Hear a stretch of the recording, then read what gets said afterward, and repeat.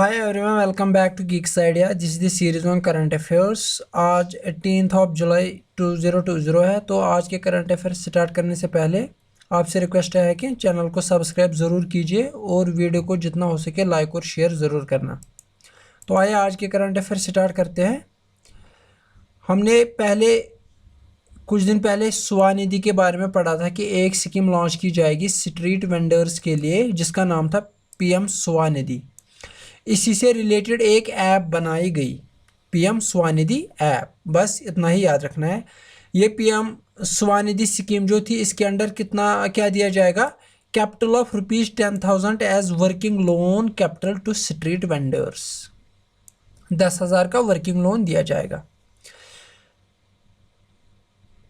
रमेश पोखरियाल और संजय धोत्रे ने jointly launch किया है पहला online national initiative for school heads and teachers holistic advancement, जिसका शॉर्ट टर्म है निष्ठा प्रोग्राम, फॉर 1200 की resource persons of Andhra Pradesh virtually from new Delhi. आपको बताना है रमेश पोखरियाल और संजय धोत्रे किस डिपार्टमेंट के मिनिस्टर्स है, यूनियन मिनिस्टर है किस डिपार्टमेंट के। तो ये हमने बहुत बार पढ़ा है, इसलिए मैंने यहाँ पे नहीं बताया। ओडिशा गवर्नमेंट ने बोला है कि ट्रांसजेंडर्स को इंक्लूड किया जाएगा मधु बाबू पेंशन योजना में। इसमें पहले मधु बाबू पेंशन योजना, यहाँ पे दो चीज़ें याद रखने के लायक है। एक है मधु बाबू पेंशन योजना किस स्टेट की है, और यहाँ पे याद रखना है कि इसमें ट्रांसजेंडर्स को भी ऐड किया गया। ये जो मधु बाबू योजना है, ये लॉन्च की गई थी 2008 में दो स्कीम्स को मर्ज करके। एक स्कीम थी revised old age pension rules 1989 और दूसरी थी डिसेबिलिटी पेंशन रूल्स 1985। इंडिया ने लॉन्च किया है 5 पोर्टल्स टू बूस्ट आत्मनिर्भर भारत अभियान। वो 5 पोर्टल क्या है? BHEL for power sector, CMFTI for manufacturing sector, HMT for machine tools, ICAT and ARAI for automotive sector, ताकि आत्मनिर्भर स्कीम अभियान जो है इसको बूस्ट मिल जाए। The Aspire portal was prepared by ICAT International Center for Automotive Technology। India ने sign किया है memorandum of understanding to store strategic reserves of petroleum in the US। ये कंट्री याद ज़रूरी रखना है कि इंडिया कहाँ पे स्टोर करेगा स्ट्रेटेजिक रिजर्व्स ऑफ पेट्रोलियम, वो US में करेगा। इसके लिए इन्होंने एग्रीमेंट साइन किया।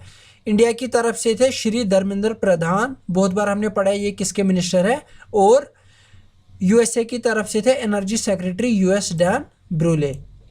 बायलेटरल हाइड्रोकार्बन ट्रेड जो बिटवीन था इंडिया एंड US, वो कितना था? 9.2 बिलियन USD बिटवीन 2019 एंड 20। यह है हाइड्रोकार्बन का जो ट्रेड है बिटवीन इंडिया एंड US, वो था 9.2 billion American dollars. Shipping minister जो है मानसुख मंडाविया, इन्होंने वर्चुअली फ्लैग ऑफ किया है फर्स्ट कंटेनर शिप, जो कि कंटेनर्स, वो शिप जो कंटेनर्स ट्रांसपोर्ट करता है एक जगह से दूसरी जगह। कहाँ से?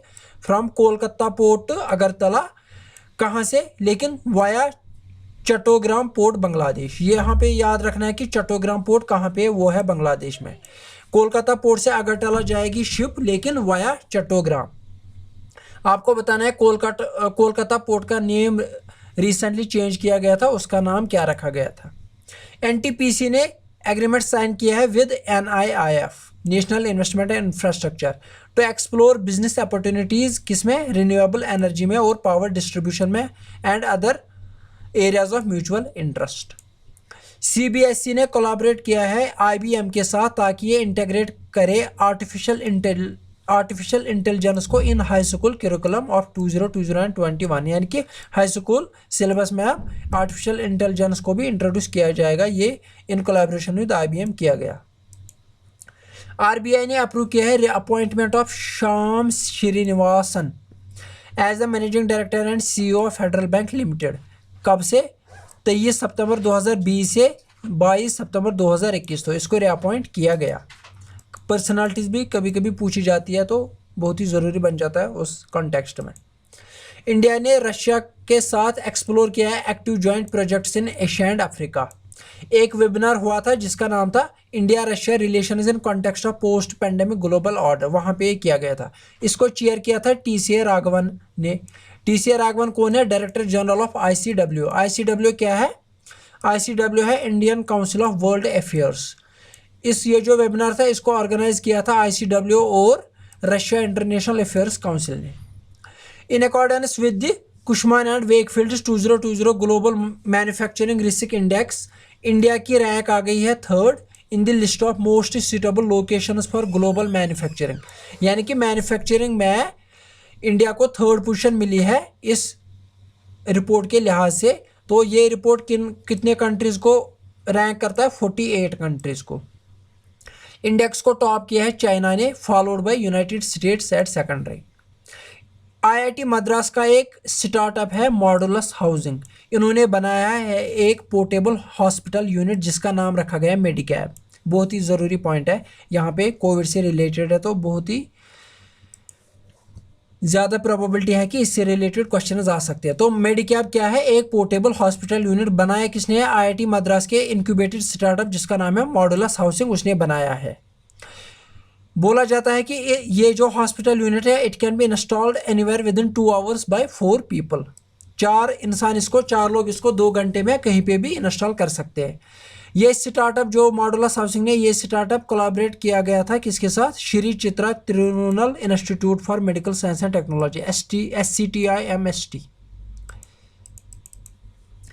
Global skills day index 2020 report के हिसाब से इंडिया को 34th रैंक मिली है बिजनेस डोमेन में, 51st इन डेटा साइंस डोमेन, 40th इन टेक्नोलॉजी डोमेन।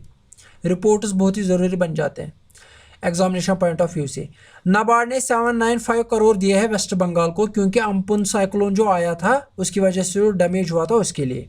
अम्पुन साइक्लोन कहाँ पे आया था ये आप ज़रूर बताएं। हमने डिटेल में पढ़ा था कि साइक्लोन्स उनका नेम सिस्टम कैसे दिया जाता है, वो हमने डिटेल में पढ़ा था। ICRA ने बोला है कि GDP हमारा कंट्रैक्ट हो जाएगा बाय 9.5% इन फाइनेंशियल ईयर 21। पहले इन्होंने प्रेडिक्ट किया था 5%। टोरंटो इंटरनेशनल फिल्म फेस्टिवल ने अनाउंस किया है कि केट विंसलेट, अगर आप लोगों ने टाइटैनिक देखी होगी, उसकी जो हीरोइन है केट विंसलेट, उसको मिल जाएगा TIFF tribute actor award at the virtual event of 45th edition of TIFF। Ali Bongo Ondimba, ये है प्रेसिडेंट ऑफ गेबन। इन्होंने चुना है Rose Christiane Ossouka Raponda, first women prime minister of Gabon, succeeding Julien Bekale. First women prime minister कौन बन गई है? ये बन गई है गेबन की। तो ये ज़रूरी बन जाता है क्योंकि फर्स्ट कभी पूछा जा सकता है। Day of international criminal justice 17 जुलाई को मनाया जाता है। इससे रिलेटेड एक ज़रूरी पॉइंट यह है कि इंटरनेशनल क्रिमिनल कोड जो है उसका परमानेंट प्रीमाइसेस कहाँ है? Hague, Netherlands. और इसका प्रेसिडेंट कौन है? चिल्ली इबोय। जुलाई 18 को मनाया जाता है नेल्सन मंडेला इंटरनेशनल डे। ये डे इसलिए सेलिब्रेट किया जाता है to celebrate the idea that every individual has the power to transform the world. हर कोई इंसान दुनिया को बदल सकता है। Uttarakhand CM Trivendra Singh Rawat inaugurated Smriti Van at Asthal village of Dehradun district in memory of late Jeet Singh Negi, famous folk singer of the state. इसके नाम पे ये दिन मनाया गया on the occasion of Harela festival. Harela festival में ये बोला गया कि ज़्यादा से ज़्यादा पौधे उगाओ ताकि ग्रीनरी बढ़ जाए। रिसेंटली उत्तराखंड न्यूज़ में आया था क्योंकि इसकी एक समर कैपिटल रखी गई गैरसैंण। पहले इसकी कैपिटल थी देहरादून, विंटर कैपिटल देहरादून है, अब समर कैपिटल है गैरसैंण, जो कि नया आया था न्यूज़ में। यूनियन मिनिस्टर श्री प्रकाश जावड़ेकर ने इन्फॉर्म किया है कि zonal master plan of Bhagirathi eco sensitive zone को अप्रूव किया गया है। ये अनाउंसमेंट कहाँ पे की गई है?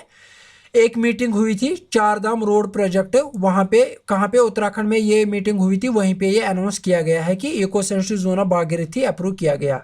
ये जो भागीरथी इको सेंसिटिव जोन ये इशू किया गया था, इससे रिलेटेड नोटिफिकेशन 2012 में, और वो नोटिफिकेशन अमेंड किया गया था 2018 में। अब वो बोला गया है कि अप्रूव किया गया। चारधाम रोड प्रोजेक्ट क्या है? To provide all weather connectivity to Gangotri, Yamunotri, Badrinath and Kedarnath. इन 4 जगहों पे रोड कनेक्टिविटी होनी चाहिए। यह है Chardham road project. International Olympic Committee ने पोस्टपोन किया है 2022 Dakar youth summer Olympics by 4 years. यानी कि Dakar Senegal youth summer Olympics होना था 2022 में, अब ये हो जाएगा 2026 में। It will be the first youth summer Olympic games to be organised in Africa, यानी कि ये अफ्रीका में होने वाला है। अर्जुना अवार्डी, ये पहला Arjuna awardee para athlete, para badminton player है रमेश टिकाराम, इनकी देहांत हो गई है। Neela Satyanarayanan, first women state election commissioner of Maharashtra, इनकी भी देहांत हो गई है। दोनों की देहांत बोला गया है कि कोविड-19 से हुई है। तो thank you very much, hope आपको आज का लेक्चर पसंद आया होगा। जितना हो सके वीडियो को लाइक और शेयर कीजिए और चैनल को सब्सक्राइब करना